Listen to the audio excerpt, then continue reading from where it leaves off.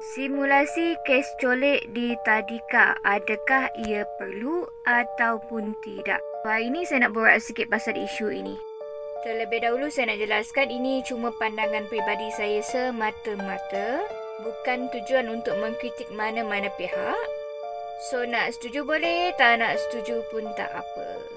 Mengikut statistik daripada 2017 sehingga 2021 menunjukkan kes kanak-kanak yang hilang, yakni di bawah 18 tahun adalah seramai 4,471 orang. Daripada jumlah berkenaan, 72 orang masih tidak dijumpai dan selebihnya berjaya dijumpai semula. Dan kita tahu kes ini semakin meningkat daripada tahun ke tahun. Dalam beberapa hari lepas, saya ada tengok dekat TikTok. Mereka share tentang simulasi yang dibuat dekat tadika. Kanak-kanak ini didedahkan dengan simulasi atau lakonan semula kes colek untuk melihat respon pelajar sekiranya hal tersebut benar-benar terjadi. Perlu dijelaskan dekat sini, pandangan saya ini tidaklah tujuan untuk mengkritik pihak sekolah.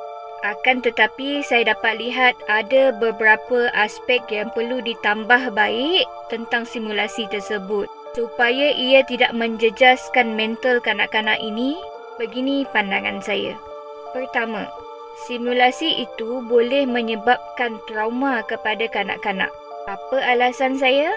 Ini kerana kanak-kanak tidak mempunyai self-regulation ataupun kawalan kendiri yang matang dalam membezakan pengalaman trauma disebabkan real event ataupun lakonan simulasi semata-mata. Katakan pihak sekolah dia nak buat simulasi tersebut, pastikan mereka mendapat hikmat nasihat pakar psikologi kanak-kanak untuk memastikan simulasi ini tadi dijalankan dalam keadaan yang terkawal dan tidak memberi bahaya kepada mental kanak-kanak ini. Seperti yang kita tahu, kanak-kanak ini tidak vokal dalam menyampaikan apa yang mereka rasa. Limitasi daripada segi literal mereka, vokal mereka atau percakapan mereka menyebabkan mereka sukar untuk menyampaikan apa yang mereka rasa dan apa yang mereka fikirkan.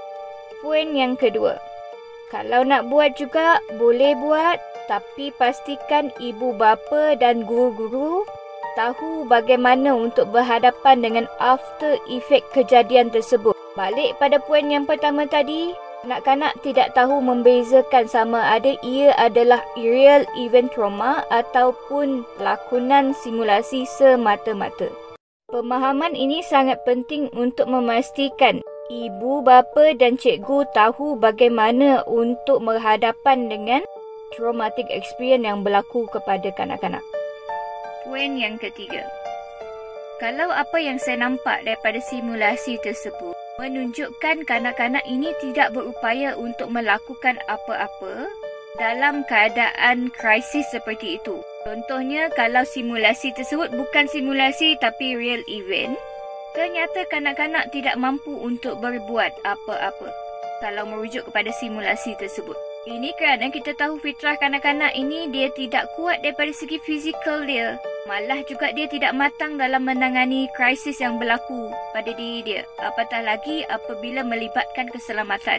Bukan kerana mereka tidak pintar dan mereka tidak tahu bagaimana nak react. Kerana mereka tidak tahu bagaimana untuk memberi reaksi spontan pada apa yang berlaku. Pada saya, simulasi ini boleh dibuat tetapi ajar anak bagaimana untuk berhadapan dengan situasi tersebut mengikut kemampuan mereka.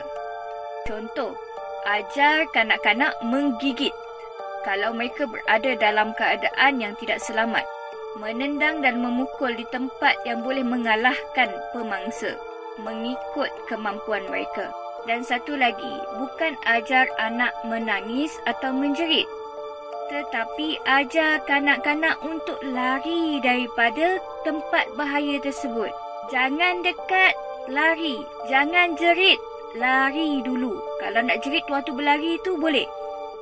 Tapi sekarang ni orang ajar jerit dan kemudian nangis. Tu yang saya nampak dalam simulasi tersebut. No, langkah pertama adalah lari. Akan tetapi, saya nak ucapkan tahniah untuk pihak sekolah Kerana saya yakin dan pasti mereka melakukan benda ini untuk keselamatan pelajar, bukan atas tujuan yang buruk. Namun saya dapat nampak ada tempat untuk penambahbaikan. Harap anda dapat sesuatu daripada video ini. Fikir-fikirkan. Assalamualaikum.